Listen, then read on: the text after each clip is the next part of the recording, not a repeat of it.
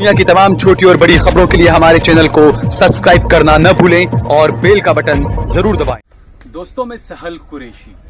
दोस्तों, मैं देश नहीं बिकने दूंगा, इसकी हकीकत आज आपको बताते हैं।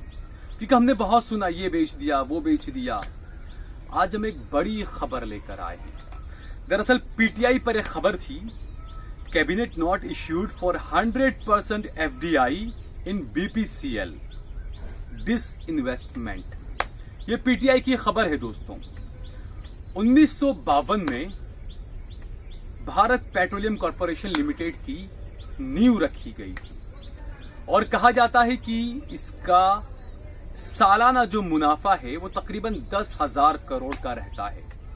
यानी ये कंपनी है भारत की जो नवरत्न कहा जाते थे, उन्हीं में से कंपनी यह है, नवरत्नों में से ये कंपनी सबसे ज्यादा मुनाफा देने वाली कंपनियों में से एक है भारत सरकार की। इसमें भारत सरकार की हिस्सेदारी तकरीबन 53% के करीब कुछ है। अब जो है वो मोदी सरकार ने BPCL Bharat petroleum corporation limited इस कंपनी को भी बाजार में लाकर खड़ा कर दिया है बेचने के लिए। सरकार ने इस कंपनी में 100% एफडीआई को मंजूरी दे दी है, यानी कि जल्द ही कोई विदेशी कंपनी अब बीपीसीएल को भी खरीद सकती है। तभी तो 100% की एफडीआई को यहां पर मंजूरी दी गई है। तो ये जो वादा था ना, विकास का जो दावा था, जो नारा था, जो वादा था, मैं विकास करूंगा, मैं देश नहीं बिकने दूंगा। दोस्तों, आप ये देखिए कि पिछले 7 साल में जब से मोदी सत्ता में आए हैं, एक भी कोई ऐसी कंपनी बताइए आप जिसे मोदी ने बनाया हो। आज तक उन्होंने लगातार कंपनियों को बेचा ही है, हर कंपनी को उठा उठा के बेच रहे हैं। अब जो भारत पेट्रोलियम जो है, जैसा हमने बताया कि भाई कंपनी अगर लॉस में चल रही है, मुनाफा नहीं दे रही है, उसको आप बेचें, समझ में आता है। जो कंपनी आपको सालाना 10,000 करोड़ का आपको मुनाफा दे रही है, उस कंपनी को आप क्यों बेच रहे हैं? क्या जरूरत है आपको इस डिसइन्वेस्टमेंट करने की? इसके दोस्तों, ये जो है ना पेट्रोल का खेल है। क्योंकि आपको पता है पेट्रोल के दाम तो आसमान पे छू रहे हैं इस देश में। लेकिन पिछले दिनों एक खबर आई थी कि जो अरामको है, जो सऊदी अरब की सबसे बड़ी, दुनिया की सबसे बड़ी पेट्रोल कंपनी में से एक है, उसके जो मेन जो हेड हैं वो रिलायंस की एजीएम में आने वाले हैं। जो मीटिंग होती है, जनरल मीटिंग बोर्ड की रिलायंस की, उसमें वो आने वाले हैं भारत, हिस्सा लेंगे उस बैठक में, एजीएम की बैठक में, रिलायंस के एजीएम की बैठक में। हमने ये देखा था, इस तरह की खबरें भी आई थी कि प्रधानमंत्री नरेंद्र मोदी जब गए थे दुबई, सऊदी अरब, सब जो दौरे उन्होंने किए, उस वक्त उनके साथ में बताया गया कि कई व्यापारी, कई बिजनेसमैन, मुकेश अंबानी वगैरह भी थे। इसमें सच्चाई क्या है वो एक सवाल है, क्योंकि ऐसी चीजें बाहर नहीं आती है। लेकिन उसके बाद में जो हुआ घटनाक्रम वो हम सबको पता है, किस तरीके से पैसा इन्वेस्ट किया गया रिलायंस में, जियो में, अरामको में। तो ये तमाम चीजें जो है ये पेट्रोल का खेल है। अब जो अरामको और रिलायंस की कई ऐसी डील थी जो रुकी हुई थी, वो हो नहीं पा रही थी, और ऐसे में सरकार की तरफ से ये फैसला लिया जाना कि बीपीसीएल जो है उसको 100% एफडीआई की उसको मंजूरी दे दी जाए। तो कहीं ना कहीं ये किसे फायदा पहुंचाने के लिए कहा जा रहा है, किया जा रहा है? इससे किसको फायदा होगा? ये कंपनी जो है बीपीसीएल, इसे कौन खरीदेगा? क्या इसे सऊदी अरब की अरामको खरीदेगी या इसे अंबानी खरीदेंगे? ये बड़ा सवाल है। दूसरा, जैसा हमने बताया कि ये जो चीजें होती है, जो कंपनियां खरीदती है, आप सोचिए कि जो कंपनी पहले से नुकसान में चल रही है, वो कंपनी लोन लेती है सरकार से। जैसे मान लीजिए आपके बीपीसीएल को, मान लीजिए 1 लाख करोड़ में अगर सरकार बेच, एग्जांपल हम बता रहे हैं, 1 लाख करोड़ में अगर सरकार बेच रही है, तो मुकेश अंबानी क्या करेंगे? मुकेश अंबानी सरकार से 1 लाख करोड़ का लोन लेंगे और उससे वो कंपनी खरीदेंगे। कुछ पिछले हमने देखा था, अदानी वगैरह ने किया था इस तरह का।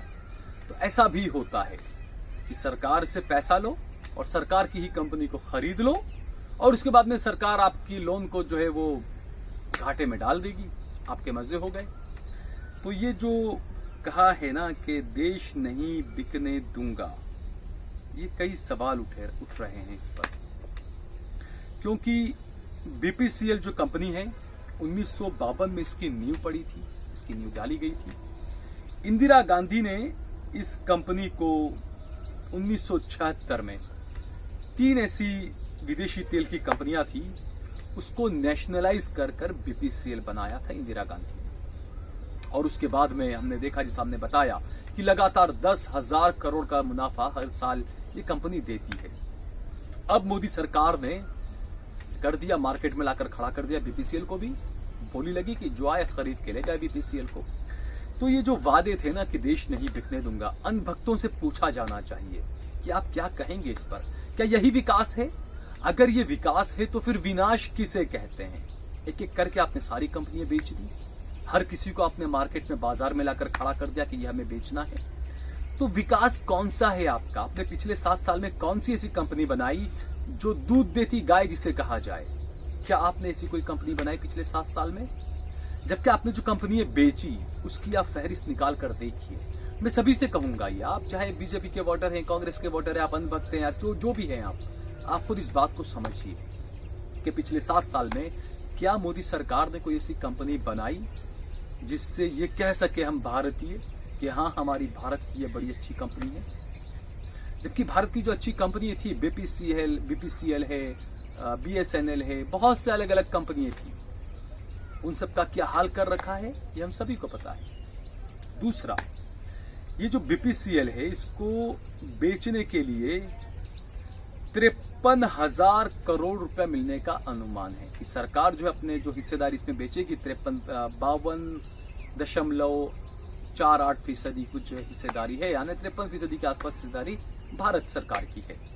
तो भारत सरकार को यह लगता है कि डिसइन्वेस्टमेंट करके इस कंपनी से 53,000 करोड़ रुपए जो है वो जुटा लिए जाएंगे।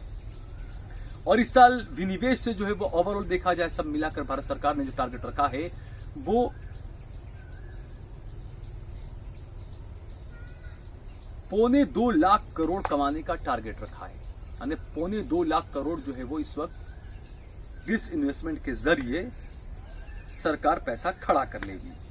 तेल गैस के क्षेत्र में जो है वो 100% एफडीआई। इसका मतलब ये होता है कि पेट्रोल, डीजल, गैस, ये जो पूरा क्षेत्र है, ये पूरा के पूरा विदेशी कंपनियों को थोप दिया जाए, दे दिया जाए, पैसा उगा लिया जाए। ये हमारी सरकार का वो है। तो इसलिए हमने कहा कि विकास किसे कहते हैं, क्योंकि जैसा हमने बताया कि जो 9 रत्न के जो पीएसयू हैं, उन्हीं में से एक ही बीपीसीएल है जिसे सरकार बेचने वाली है। अब आते हैं हम विदेश की जो कंपनियां हैं जो यहाँ पर इंटरेस्ट लेती है, जो सोचती है कि हम भारत की कुछ चीजों को खरीद लें। मोदी सरकार ने पहले से ही गैस के सेक्टर में अदानी के साथ में एक विदेशी कंपनी को दे दिया, फ्रांस की कंपनी उसमें हिस्सेदारी बन गई, रिलायंस की कुछ कंपनियों में विदेशी कंपनी हिस्सेदार बन गई। अब बीपीसीएल की बारी है। यानी कि ये आप मानकर चलिए कि आने वाले वक्त में भारतीयों के हाथ में, भारत के हाथ में कुछ नहीं रहने वाला है, सब कुछ होगा विदेशी कंपनियों के हाथों में। और आप कहते हैं कि भारत का डंका बज रहा है, क्या यही डंका बज रहा है? ये डंका नहीं, ये एक्चुअली घंटा बज रहा है। वो कहते हैं ना कि जब किसी को बुलाना होता है तो हम घंटा बजाते हैं, आ जाइए भाई।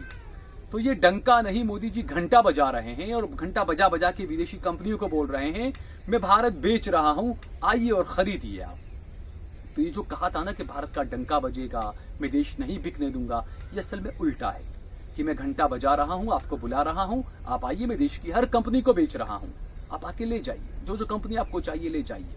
ये कंपनी देखिए बीपीसीएल है, ये 10,000 करोड़ का मुनाफा आपको हर साल देगी, ले जाइए आप इसको।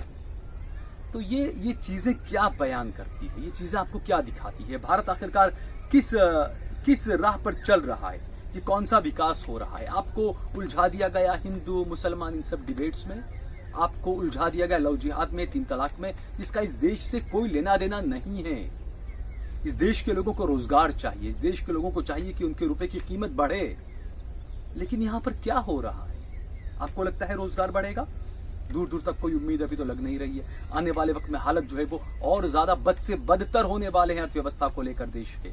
लेकिन हमारे मोदी जी उत्तर प्रदेश चुनाव में बिजी हो जाएंगे। कई चुनाव हैं अलग अलग, गोवा में, उत्तराखंड में, हर जगह चुनाव है, अगले साल गुजरात में चुनाव है। तो आने वाले 2 साल तो आप भूल जाइए कि देश की अर्थव्यवस्था पटरी पर लौटेगी, हो नहीं सकता। मुश्किल, बहुत मुश्किल लगता है। दूसरा, बीमार जो प्राइवेट कंपनी होती है, जैसे हमने बताया, आप उनको बेच दें, समझ में आता है। आप बीपीसीएल को बेचने की बात कर रहे हैं, आपने एयर इंडिया भी बेचने के लिए निकाली थी, लेकिन कोई खरीदार मिला नहीं, तो ऐसे ही पड़ी है एयर इंडिया। हालांकि कई उसकी बिल्डिंग्स वगैरह एयरपोर्ट अथॉरिटी की अब बेचने के लिए निकाली जा रही है, अलग अलग जगहों पे बिल्डिंग है, जमीन है, सब बेचा जाएगा। तो अब तो सब बेच रहे हैं ना। आपको ऐसा लगता है कि 2014 में लोगों ने जो है वो मोदी जी को देश को बेचने के लिए वोट दिया था, कि भाई हमारे पुरानी सरकारों ने बहुत जमा करके रखा है, मोदी जी आप आइए, आप एक एक करके सब कुछ बेच दीजिए, बहुत है हमारे पास में। तो आखिरकार मोदी ने देश को कहां लाकर खड़ा कर दिया। आप इस बात को समझिए, इस बात को सोचिए आप, कि वादे बड़े बड़े किए, दावे बड़े बड़े किए कि हम देश को नहीं बिकने देंगे, लेकिन आखिरकार डिलीवर क्या किया। जो 7 साल का आप आकलन करिए, पिछले 7 साल में कितनी कंपनियां बेची, कितनी कंपनियां मुनाफे में रही, कितनी कंपनियों ने फायदे से कमा के दिया भारत सरकार को, ये हम सभी के सामने पूरा कच्चा चिट्ठा है। तो ये जो है ना, देश नहीं बिकने दूंगा, ये एक बड़ा अजीब सा जुमला ये गढ़ा गया था, और देश की जनता पागलों की तरह उसमें बिल्कुल अंधभक्त जो कहते हैं वो इसीलिए कहते हैं कि अंधभक्तों की तरह जो है वो सपोर्ट करने लग गए थे। अब वोट तो दे दिया, जिता कर लेकर आगे 2014 में भी, 2019 में भी, लेकिन हिम्मत किसी की नहीं हो रही है कि कोई सवाल करे कि आप क्यों बेच रहे हो, क्या जरूरत है आपको ये सब बेचने की। सवाल करने की हिम्मत तो किसी में नहीं है दोस्तों। लेकिन मैं यही कहूंगा कि देश के युवाओं को समझ जाना चाहिए, संभल जाना चाहिए। अगर आप आज कुछ नहीं बोले तो कल आपका भविष्य क्या होगा, ये आप खुद अपनी आंखों से देखिए। अर्थव्यवस्था का क्या हाल हुआ, रुपए के सामने डॉलर का क्या हाल हुआ, डॉलर के सामने रुपए का क्या हाल हुआ, पेट्रोल डीजल की कीमतें कहां पहुंच रही है, महंगाई कहां पहुंच रही है, बेरोजगारी का क्या हाल है, ये आप सभी के सामने है दोस्तों। तो अब क्या अब भी आपको हिंदू मुसलमान की डिबेट में उलझ कर रहना है, आपको मोदी योगी के बीच में ही रहना है, या आपको अपनी अर्थव्यवस्था को लेकर, अपने भविष्य को लेकर कुछ सोचना है, ये फैसला आपको खुद करना है। दोस्तों, अगर आपको हमारी ये वीडियो पसंद आया हो तो इस पर कमेंट करिए, इसे लाइक करिए, इसे ज्यादा से ज्यादा शेयर करिए, और अगर आपने हमारे चैनल देश लाइव को सब्सक्राइब न किया हो तो हमारे चैनल को जरूर सब्सक्राइब करिए।